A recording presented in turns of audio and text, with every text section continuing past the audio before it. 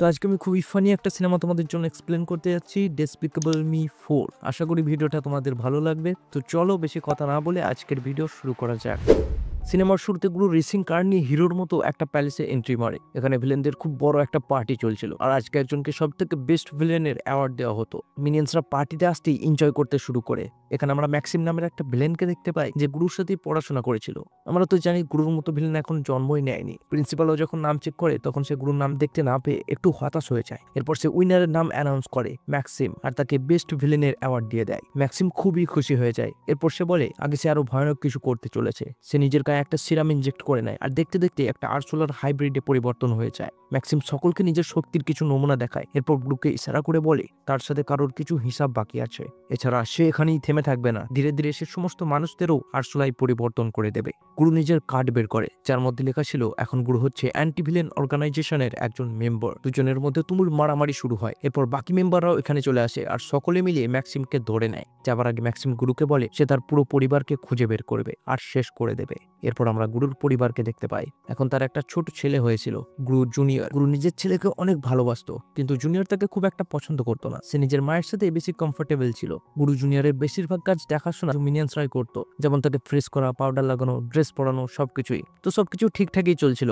এরপর একদিন anti villain অর্গানাইজেশনের হেড সাইলেস গুরুর বাড়িতে আসে, আর সে গুরুকে জানায় যে ম্যাক্সিম তাদের হাই সিকিউরিটি জেল থেকে পালিয়ে গেছে। যাবার সময় সে গুরুর জন্য আগের মেসেজটা রিপিট করে গেছে। গুরু নিজের পরিবারের জন্য চিন্তা হতে শুরু করে। সাইলাস গুরুকে কিছুদিনের জন্য অন্য শহরে শিফট হয়ে যাওয়ার পরামর্শ দেয়। রাস্তায় যাবার সময় মিনিয়ন্সদের দুষ্টুমির কারণে বারবার তাদের গাড়ি ব্রেক ফেল করছিল। সবশেষে তারা সেফলি গন্তব্যে পৌঁছে যায়। বাচ্চারা নতুন শহরে এসে একেবারেই খুশি ছিল না, কারণ এখানে তাদের কোনো বন্ধু ছিল না। এছাড়া এই বাড়িটা তাদের আগের বাড়ির থেকে অনেক ছোট ছিল। মিনিয়ন্সরা এখানে এসে নিজেদের কাজ শুরু করে দেয়। এরপর সাইলাস গুরু আর তার পুরো পরিবারকে নতুন আইডেন্টিটি কার্ড দেয়। এর সাথেই তাদের জন্য কিছু জবও দেখে দেয়, যেমন গুরু হচ্ছে একটা দোকানের সেলসম্যান, আর লুসি হচ্ছে একটা সেলুনে হেয়ার ড্রেসার। এগুলো তাদের জন্য নতুন ছিল আর কঠিনও। অন্যদিকে ম্যাক্সিম এখন একটা আরসোলার আর্মি তৈরি করেছিল, আর সে তাদেরকে গুরুর বিরুদ্ধে লড়াইয়ের জন্য প্রস্তুত করছিল। গুরুর ছোট মেয়ের অ্যাগনেসের তারই নতুন নাম পছন্দ হচ্ছিল না, এমনকি বাকিদেরও একই অবস্থা ছিল। তবু সবাই এটাকে একসেপ্ট করে নেয়। পরের দিন গুরু মার্গকে নিয়ে স্কুলে যাবার জন্য বের হয়। তখন তার এক ধনী প্রতিবেশীর সাথে দেখা হয়। গুরু তাদের সাথে কথা বলার মন ছিল না, কিন্তু ভালো প্রতিবেশী হওয়ার জন্য সে তাদের সাথে হাই হ্যালো করে।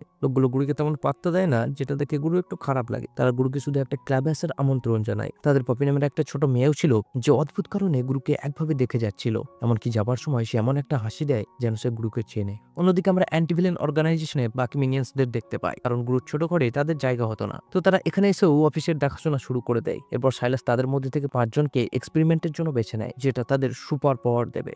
এরপর সুপার সোলজার সিরাম ইনজেক্ট করতেই 4 জন ফ্যান্টাস্টিক 4 হয়ে যায়। এদিকে লুসি নিজের 2 মেয়েকে ক্যারাটে ক্লাসে ভর্তি করতে আসে। তাদের কুম্ফু মাস্টার খুবই স্ট্রিক্ট ছিল, আর সে বাচ্চাদের খুবই বিরক্ত করত।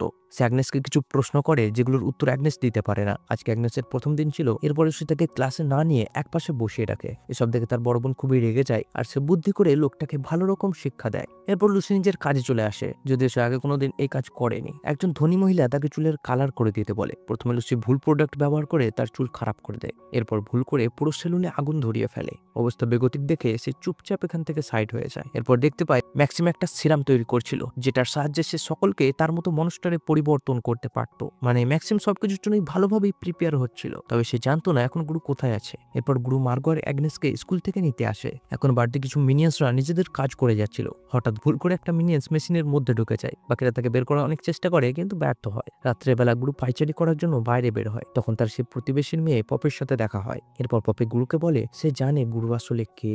পপি গুরুকে জানায় তার সিক্রেট রিভিল না করার জন্য গুরুকে তাকে একটা কাজে সাহায্য করতে হবে।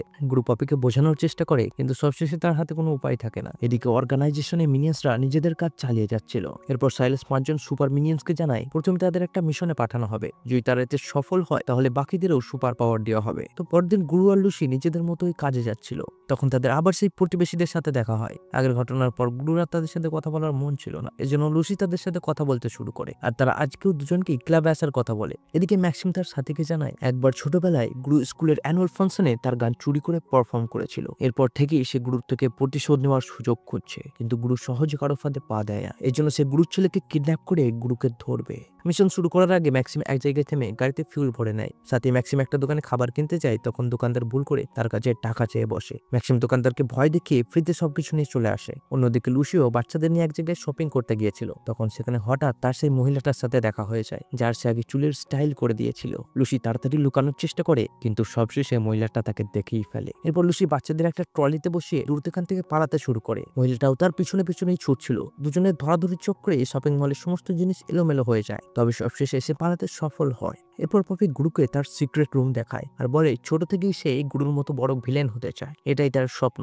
গুরু বুঝিয়ে বলে তুমি এখনো অনেক ছোট, তাছাড়া এটা মোটেও ভালো কাজ না। পপি গুরুকে তারই উদাহরণ দিয়ে বলে সে তো 12 বছর বয়স থেকে এসব শুরু করে দিয়েছিল। এর উত্তরে গুরু তাকে বলে তাহলে তুমি আগে অন্তত 12 বছরের হও। পপি গুরুর কথায় কান দেয় না আর তাকে একটা মূল্যবান জিনিস চুরি করার প্ল্যান সম্পর্কে জানায়, যেটা তাদের করতে হতো স্বয়ং প্রিন্সিপালের ক্যাসেলে। এই সময় সুপার মিনিয়ন্সরা যাদেরকে মানুষদের সাহায্যের জন্য পাঠানো হয়েছিল তারা নিজেদের কাজ ঠিকমতো করতে পারে না, যে কারণে শহরে মেরামতের প্রয়োজন দেখা দেয়। সবকিছু পর্যবেক্ষণ করে সাইলাস তাদেরকে সম্মানের সাথে অর্গানাইজেশনে ফিরিয়ে নিয়ে আসে। এদিকে গুরু পপিকে বোঝানোর চেষ্টা করে এই মিশনটা সহজ হবে না, কিন্তু পপিও নাছোড়বান্দা, এই জন্য সবশেষে সে সাহায্য করার জন্য রাজি হয়ে যায়। গুরু দুজন মিনিয়ন্সকে টুলসের ব্যাগটা সাথে নিয়ে নিতে বলে, কিন্তু এরপর দেখা যায় তারা ভুল করে জুনিয়র গুরুর ডাইপারের ব্যাগটা নিয়ে চলে এসেছে। যাই হোক, গুরু জোগাড় করে প্যালেসের মধ্যে ঢুকতে সফল হয়ে যায়। এখানে পপি যে মূল্যবান জিনিসটাকে চুরি করতে এসেছিল সেটা ছিল প্রিন্সিপালের ফেভারিট পেট, একটা হ্যানিবেজার ল্যানি। চারিদিকে ট্র্যাপ লাগানো ছিল, তাই তারা সাবধানে প্রিন্সিপালের অফিসে ঢোকে।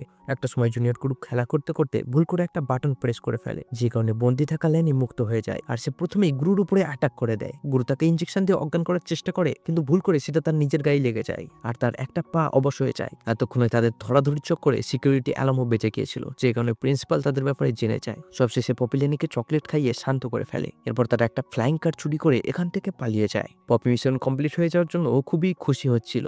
এর সাথে এখন জুনিয়র গুরুকে একটু পছন্দ করতে শুরু করে দিয়েছিল। এদিকে প্রিন্সিপাল তো বসে থাকার বান্দা নয়, মানে বসেই থাকে, কিন্তু সে ম্যাক্সিমকে ফোন করে আর তাকে গুরুর লোকেশন জানিয়ে দেয়। তো পরের দিন গুরু আর লুসি প্রতিবেশী লোক দুটির সাথে ক্লাবে যাবার সিদ্ধান্ত নেয়। পপি গুরুর বাড়িতে এসে তার ছেলে মেয়েদের সাথে খেলা করতে থাকে আর এখন তাকে অনেক খুশি দেখাচ্ছিল। এরপর গুরু তার প্রতিবেশীদের সাথে ক্লাবে চলে আসে। গুরু খেলা করতে শুরু করে, কিন্তু সে ঠিকভাবে খেলতে পারছিল না, যে কারণে প্রতিবেশীদের সামনে তার ওরা মাইনাস হচ্ছিল। মিনিয়াসরা গুরুকে সাহায্য করার জন্য নিজেদের হাতে কন্ট্রোল নেয়। এরপর গুরু হারুক বা জিতুক, তারা গুরুকে হাইস্ট পয়েন্ট দিতে শুরু করে। এদিকে বাড়িতে বাচ্চারাও নিজেদের মতো খেলা করছিল। এরপর একটা সময় প্রিন্সিপাল তাদের বাড়িতে চলে আসে। তার হাবভাব দেখে অ্যাগনেস তাকে ভেতরে ঢুকতে দেয় না, কিন্তু সে ধাক্কা দিয়ে বাড়ির ভিতরে ঢুকে পড়ে। বুদ্ধি করে মার্গো সঙ্গে সঙ্গে গুরুকে ফোন করে আর প্রিন্সিপালের কথা জানিয়ে দেয়। অ্যান্টিভিলেন অর্গানাইজেশন যারা গুরুর দেখাশোনার দায়িত্বে ছিল তারা সব মিনিয়ন্সদের সাহায্যের জন্য পাঠিয়ে দেয়। তাড়াতাড়ি গুরু আর লুসিও বাড়িতে চলে আসে। গুরু লক্ষ্য করে এখানে তার ছোট ছেলে নেই। এদিকে বাইরে ম্যাক্সিম গুরু জুনিয়রকে নিয়ে পালিয়ে যেতে শুরু করে। গুরু তাকে আটকানোর অনেক চেষ্টা করে, কিন্তু পারে না। এমন সময় পপি ফ্লাইং কার নিয়ে চলে আসে। এরপর তারা ম্যাক্সিমের পিছু করতে শুরু করে। অনেক চেষ্টার পরে গুরু ম্যাক্সিমের গাড়িতে উঠে পড়ে। ম্যাক্সিমের সাথে গাড়িটাকে ঠিকভাবে চালাতে পারছিল না, এই জন্য সে একটা বিল্ডিং এ ক্র্যাশ করে দেয়। এরপর দেখা যায় ম্যাক্সিম গুরু জুনিয়রকেও নিজের মতো বানিয়ে দিয়েছে আর এখন সে ম্যাক্সিমের ইনফ্লুয়েন্সে ছিল।